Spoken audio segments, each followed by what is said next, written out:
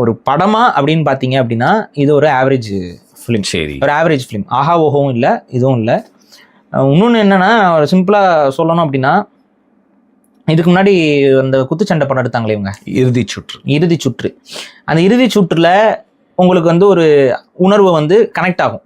அதாவது அந்த ஒரு ஆடியன்ஸா நீங்க வந்து அந்த கதாபாத்திரங்களோட ஒன்றி இணைஞ்சு பயணிப்பீங்க. சரி, இறுதி சுற்று. அது டைரக்டர் இவங்க தானே. சரி, இறுதி சுற்றுல ஓகே.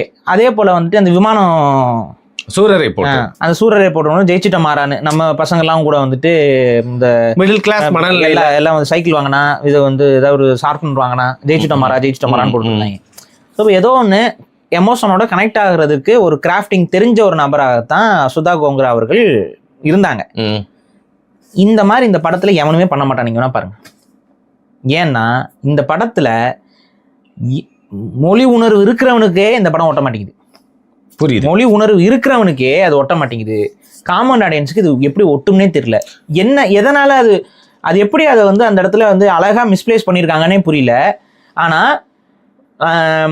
ஒரு சாதாரணமா நல்ல ஒரு நமக்கு வந்து அதிகப்படியான உணர்வுகள் வர வேண்டிய இடத்துல கூட இவங்களுடைய ஃபிலிம் மேக்கிங்ல உணர்வே வராம அப்படியே மலுமட்டத்தனமா இருந்துச்சு. இதுதான் உண்மை. நம்ம ஒரு சில இடங்கள்ல இந்த படத்துல அங்கங்க பீக்கா வந்து தமிழர்கள் பட்ட அவதி இது எல்லாத்தையும் பதிவு செஞ்சிருக்காங்கன்னா பதிவு பண்ணியிருக்காங்க. அதெல்லாம் நம்ம மறுக்கல. அந்த பொள்ளாச்சி கலவரத்தை பற்றி காட்டும் பொழுது சில காட்சிகள்லாம் வந்து மனதை தொடுற மாதிரி காட்சிகள் இருந்தது.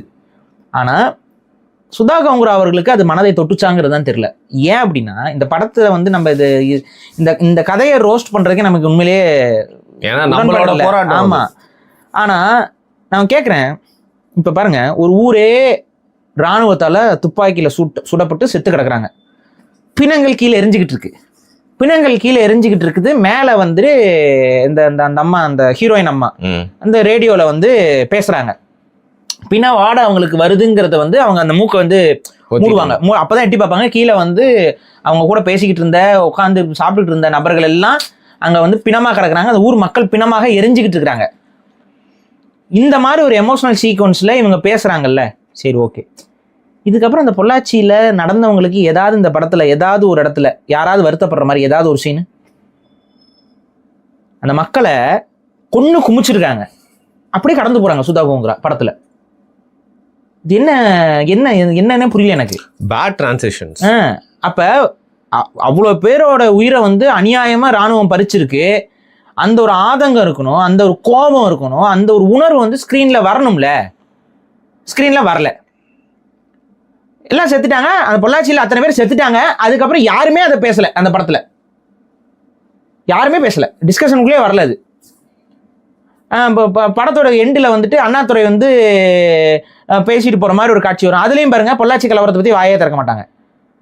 வந்து சில பெட்டிகள் எரிந்து விட்டது, இந்த அண்ணாதுரை பேசுனது வருமா, மாணவர்கள் உயிருக்கு என்ன தப்பு, அத்தனை பேர் தான் கொன்னாச்சுன்னு நீங்களே படத்துல காமிச்சிட்டீங்க. மாணவர் உயிர்களுக்கு சேதம் வரக்கூடாது அப்படின்னு அண்ணாதுரை பேசுற மாதிரி. எல்லாம் செத்ததுக்கு அப்புறம் சேதம் வரக்கூடாதுன்னா என்ன பேச்சுது? நீங்களா அப்ப சிஎம் இருந்தீங்க, நீங்க சேதம் வரக்கூடாது. முன்னாடி இந்த சிஎம் எல்லாத்தையும் கொண்டு குமிச்சிட்டாங்க. மாணவர்களுக்கு சேதம் ஆயிடக்கூடாதுன்னு இவங்க பேசுற மாதிரி போட்டு முடிக்குது.